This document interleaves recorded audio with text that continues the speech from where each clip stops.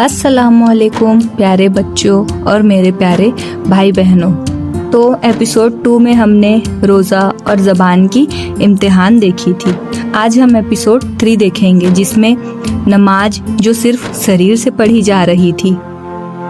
नमाज अल्लाह से मिलने का सबसे सीधा रास्ता, लेकिन सवाल यह है क्या हम सच में नमाज में अल्लाह के सामने खड़े होते हैं या फिर हमारा शरीर तो सजदे में होता है पर दिल कहीं और भटक रहा होता है। आज की कहानी उसी नमाज की है जो पढ़ी तो जा रही थी लेकिन महसूस नहीं की जा रही थी। तीसरे रोजे की सुबह की हल्की रोशनी फैल रही है। सहरी का समय है। घर में अब थोड़ी शांति है। पहले 2 दिनों में ज़बान पर काबू आना शुरू हो गया है। अब्बू सहरी के बाद कहते हैं, अब्बू फज्र की नमाज पढ़ लेते हैं। सब नमाज के लिए खड़े होते हैं। नियत बांधी जाती है, लेकिन नमाज शुरू होते ही दिमाग में दुनिया घुस आती है। कोई सोच रहा है आज क्या काम करना है, कोई सोच रहा है कल किसने क्या कहा था। शरीर सजदे में है पर दिल हाजिर नहीं। नमाज के बाद की बेचैनी। नमाज पूरी होती है, सब अपने अपने काम में लग जाते हैं, लेकिन अब्बू के चेहरे पर अजीब सी बेचैनी है। अब्बू खुद से कहते, नमाज तो पढ़ ली पर सुकून क्यों नहीं मिल रहा।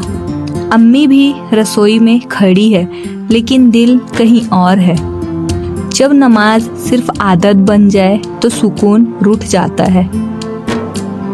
शाम को अब्बू मस्जिद जाते हैं। वहाँ एक बुजुर्ग बैठकर तस्बीह पढ़ रहे होते हैं। अब्बू उनके पास बैठ जाते हैं।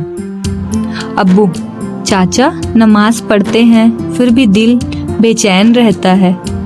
बुजुर्ग हल्की सी मुस्कान के साथ कहते हैं, बेटा नमाज में खड़े तो होते हो, लेकिन क्या दिल भी साथ लाते हो। अब्बू चुप हो जाते हैं। बुजुर्ग, नमाज अल्लाह से बात है और जब बात करते वक्त सामने वाला याद ही ना हो तो बात अधूरी रह जाती है। घर लौटते समय अब्बू के कदम धीमे हैं। इफ्तार की तैयारी चल रही है। अब्बू बच्चों को आवाज देते हैं, अब्बू आज मगरिब की नमाज थोड़ा ध्यान से पढ़ेंगे। बच्चे हैरान होते हैं। अम्मी भी ध्यान से सुनती है। बदलाव छोटी छोटी बातों से शुरू होता है। मगरिब की नमाज, अजान की आवाज गूंजती है। सब वजू करके सफ में खड़े होते हैं। अब्बू धीरे से कहते हैं, सोचो हम अल्लाह के सामने खड़े हैं। नमाज शुरू होती है। इस बार तकबीर कहते वक्त दिल थोड़ा कांपता है।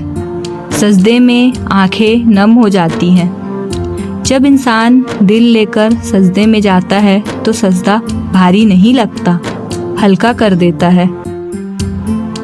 रात का सुकून। नमाज के बाद घर में अजीब सी शांति थी। अम्मी कहती है, आज नमाज अलग लगी। अब्बू सिर झुका लेते हैं।